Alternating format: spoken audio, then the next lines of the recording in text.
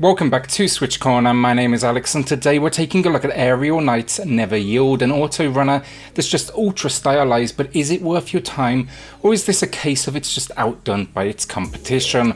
Well, hit subscribe if you love the Switch as much as we all do here, join our growing family and let's get started.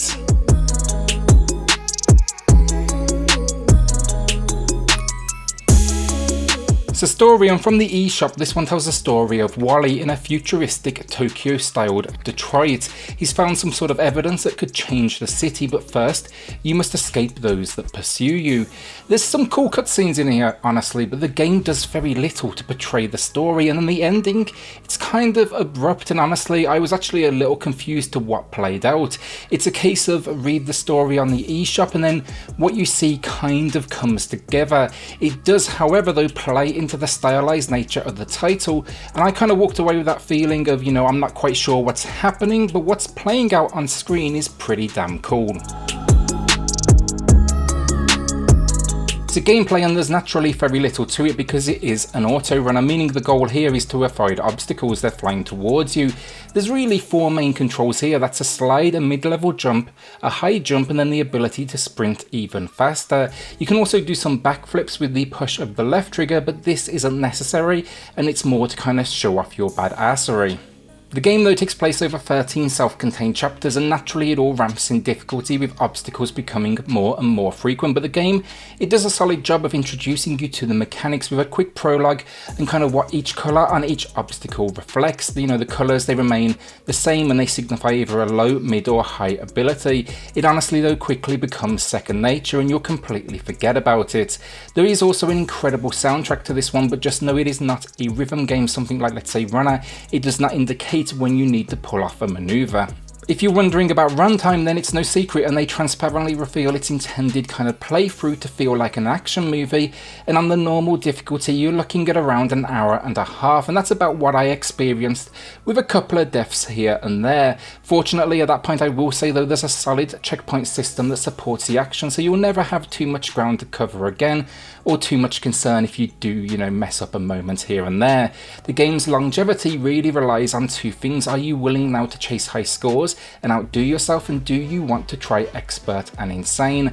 I think a missed opportunity here was they should have probably implemented some sort of like high score leaderboards that you could share with friends. Doesn't have that, but maybe even an endless mode as well. I think that would have been a very cool idea, combining all chapters into one run.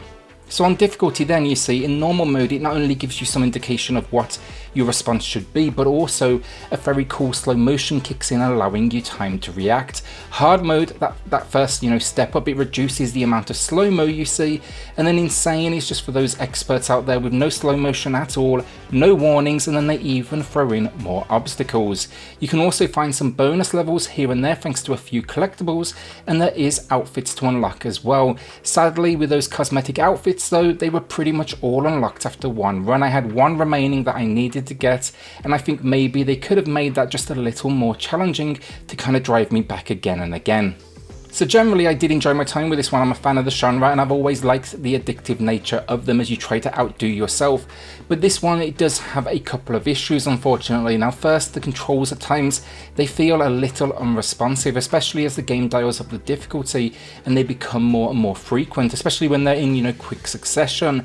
This problem seems to tie into frame rate. This one, it goes for 60 frames per second, but it's unfortunately unlocked and tends to kind of fluctuate right between 50 and 60.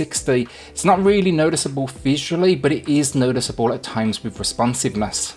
Likewise, and this comment could go in graphics too almost honestly, but it felt like it was gameplay that it made me think about, but it's pretty forgiving, as frequently I saw that my character Wally was clipping through objects and went through items, and you quickly uncover this is not about actually avoiding what's on screen. It's not really collision detection, but rather it's hitting the correct command in the window the game wants.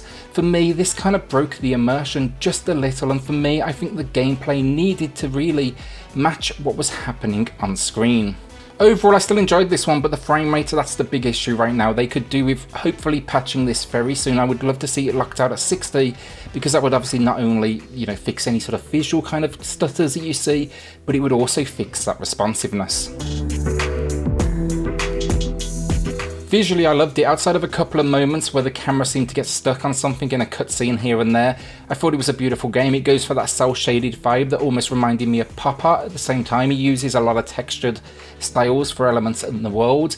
You like bright and neon, though you're gonna be impressed, and they commit to it from beginning to end, and it has this great overall style that immediately worked for me, and it felt extremely original. Even the animations, occasionally they play out differently dependent on distance to the obstacle, and Wally's a cool dude with a lot of style behind his animations as he shows off his free running abilities. My only issue visually, a few areas they kind of loop the same segment to drive some longevity, and repetitiveness, it like kind of kicks in. Likewise, there's some really inspired locations, and then there's just like an office block that comes along. Just doesn't quite carry that same weight or that same kind of cool factor. The soundtrack is stunning, composed by Daniel Wilkins and Neil Jones. Neil Jones is Aerial Knight of the title. I liked it so much I've actually just ordered it on vinyl. As I was digging through Twitter for this review, I found Aerial Knight's profile. Dude's got some taste, his favourite game is No More Heroes, so instant respect from me. But seriously, the music is incredible. He shared that you could pick it up, and I immediately did. It's just stunning throughout, basically. It's a case of the music is a character of the world, and just absolutely, it just brings the world to life, basically. If you don't even pick up the game, go check out this soundtrack, as it absolutely deserves some love. So overall, Aerial Knights never yield. I enjoyed. The world is unique with its futuristic version of Detroit.